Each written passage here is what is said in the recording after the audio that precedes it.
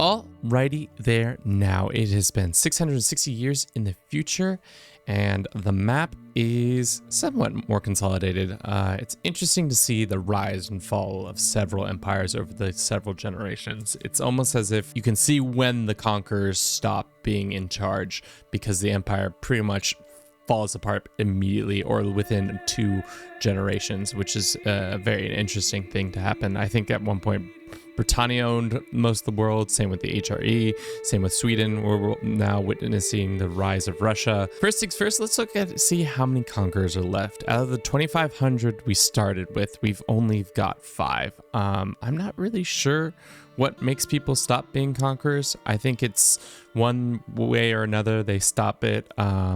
It's probably due to either they lose the title because they lose their lands, is that this guy was a conqueror and stayed a conqueror, but then his son never became a conqueror, and then because of that they stopped having conquerors in charge. But then once again another conqueror took over and then stopped, and then once again there was a conqueror, but then conquer, and then this living man should have been a conqueror because his father, but maybe because he got dethroned he lost that title, and because of that his son never gained it, and because of that or his brother never gained it, and because of that his son never got it. Interesting stuff. Enough about conquerors, let's talk about faith, and we have a doozer. It looks like 3 total faiths are left. Your options, choose your flavor, guys. We've got 2 branches of the faith that you really don't see, of Muslim faith that you don't see pop off that often, and then Catholicism, pretty standard that they're still around. But like, it's so interesting that these are the faiths that we're left with. We like to see what things the AI gets up to.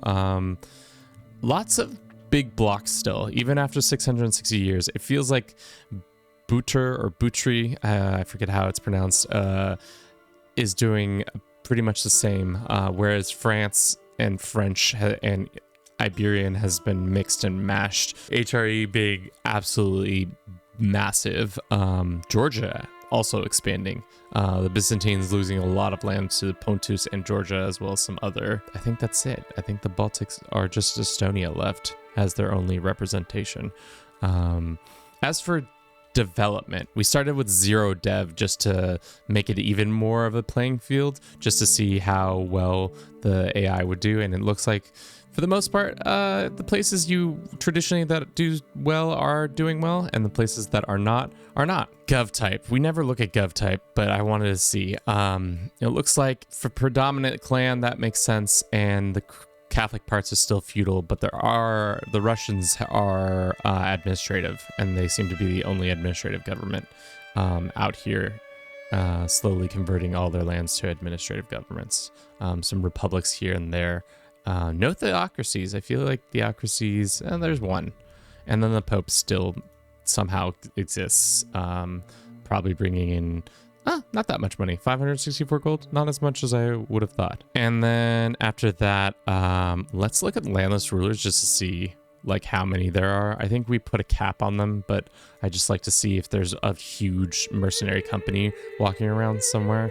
But it seems that that is not true for the most part. I think the strongest one we saw was like 2,400 people. Let's look at languages to see what everybody's speaking. So it looks like Iranian is the one and only true language. Brythonic has parts of it, a little Baltic here, but it's Iranian. I wonder why Bengal looks like it is speaking it. Maybe that's why they started doing that. Yeah, I'm not sure. That's just very strange that everybody speaks Iranian. So what have we learned in this little time lapse?